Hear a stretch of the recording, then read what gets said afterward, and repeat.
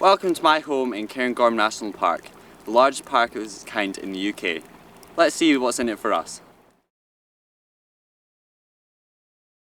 Fáilte Park Náisiúnta Mhánach Ruach. Welcome to the Cairngorms National Park. I'm Nicola and I attend Speyside High School. We think that we live in the most beautiful part of Scotland and we wish there was more done to conserve the natural beauty.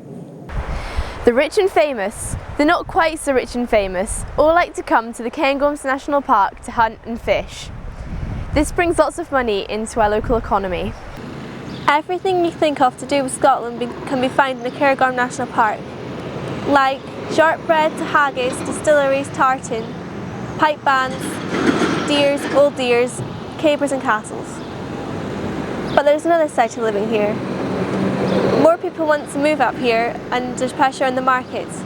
House prices have gone up and therefore local people can't afford their own home. The Cairngorms National Park is usually used by tourists. The activities in the area are usually very expensive and the public transport is mostly non-existent.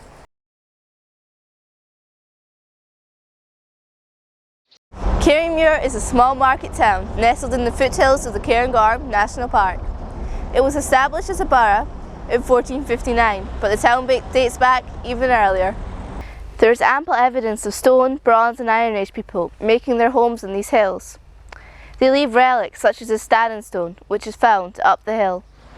Our environment has changed over the years, and in olden times people have treated the landscape a lot differently.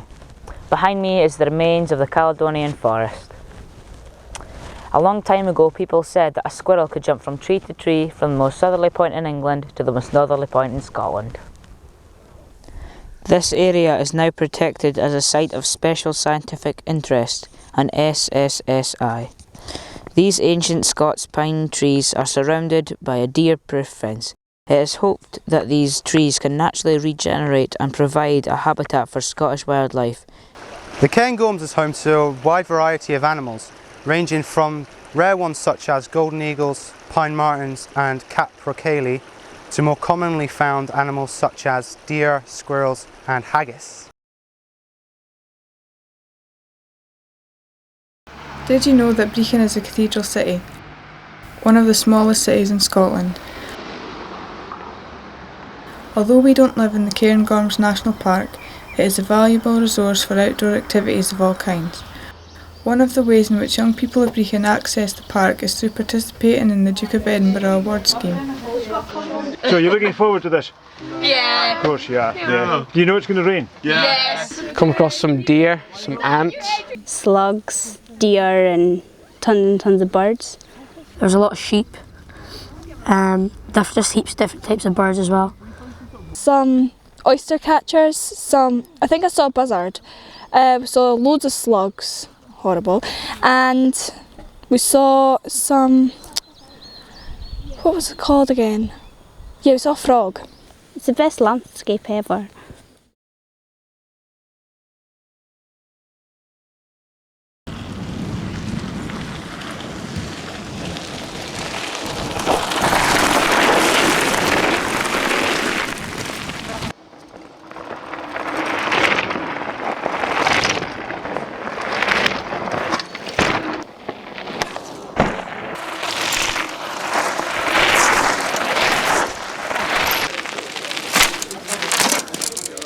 So what is it you guys like about mountain biking?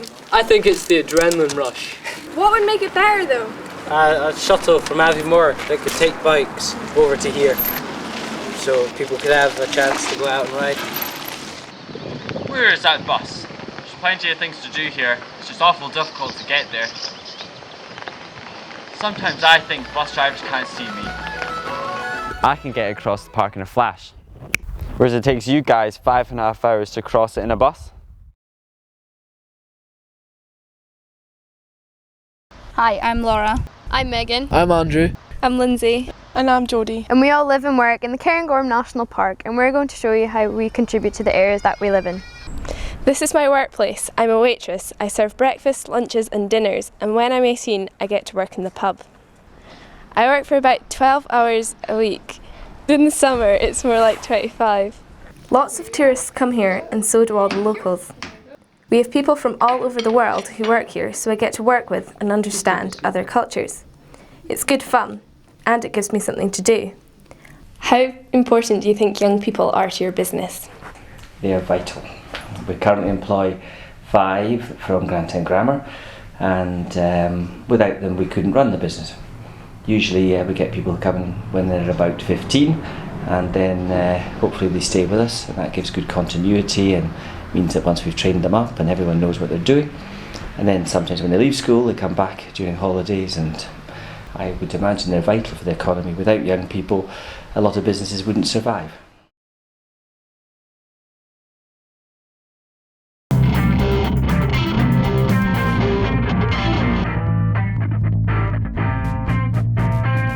In the Cairngorms there are many magical myths and legends, many of which are unexplained. Here are just a few of them. There have been many reports of a strange grey man seen on the slopes of Ben Macdui. He is said to be about 10 foot tall, with big, pointed ears. Another curious feature about him is his fingers. They are long and pointed, and he has the curious habit of occasionally wearing a top hat. The most common feature of this group of sightings is the sound of footsteps and a really eerie presence felt. Many explanations have been put forward to explain the grey man. Some say he is a beast similar to the Bigfoot legend. Others that he is an extraterrestrial.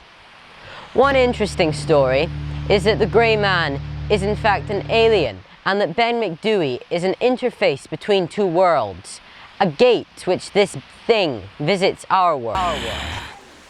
In years to come, this skate park might be central to stories and legends that have happened throughout the years. Take this graffiti for example. In a few centuries, people might think of this as religious markings, or modern primate communication, or markings of extraterrestrial life. We've been on a journey full of mystery, legend, landscape and stone. We are now in an area that could become a source of urban legend. I almost feel I've been involved most of my life with the National Park, one way or the other, because although the National Park is a new thing, the Cairngorms has always been a special area for me. I mean, I remember coming up here as a kid, I think when I was about 14 or something like that, and staying at the outdoor centre next to Loch Morlich, you know. I came from Sighthill, a housing estate, do you know what I mean? Yeah. Burning cars and burning tyres was like, you know, recreation kind of thing, you know. So coming up here and just, wow. Hello, my name is William Fletcher and I come from Aboyne. I'll be looking at how the local area affects our upbringing. A lot of things change from when we were young, but the local area stays the same. When I was younger, I used to loathe all the long walks that my parents took me on, as I only wanted to finish them, and I always ran ahead, eager to get home and play on my PlayStation. But as time has passed, my interests have changed. As I've got older, I've taken in the landscape more, and often me and my friends have an aim. We'd like to reach a certain point by a certain time, pitch your tents and camp there overnight, because that's what I do at the moment. A lot of people are employed with like touristy things around here, around our age, like in cafes and in cleaning lodges and cleaning hotels, so yeah. I work in the Hilton up at the Craig and Darroch, which wouldn't have been built there if it wasn't for like the landscape surrounding it. Being brought up in a rural area like Aboyne makes it a lot harder to appreciate it. Public transport isn't very good and we need our parents to taxi us back and forth from place to place. It's easy to get from village to village, but to get to more remote areas it's a lot harder. The local area does affect our upbringing and doesn't appear to change. We care about our image more and how we act in front of other people. There's more determination to do things that we like in life. Bantana is here and always will be here, but the young people will move on and go to different areas. I'd like to think that when I grow up and come back to the area, that there'll be a lot more opportunities for young people. What do you think about walking in the Cairngorms? It's alright. It's a bit hilly.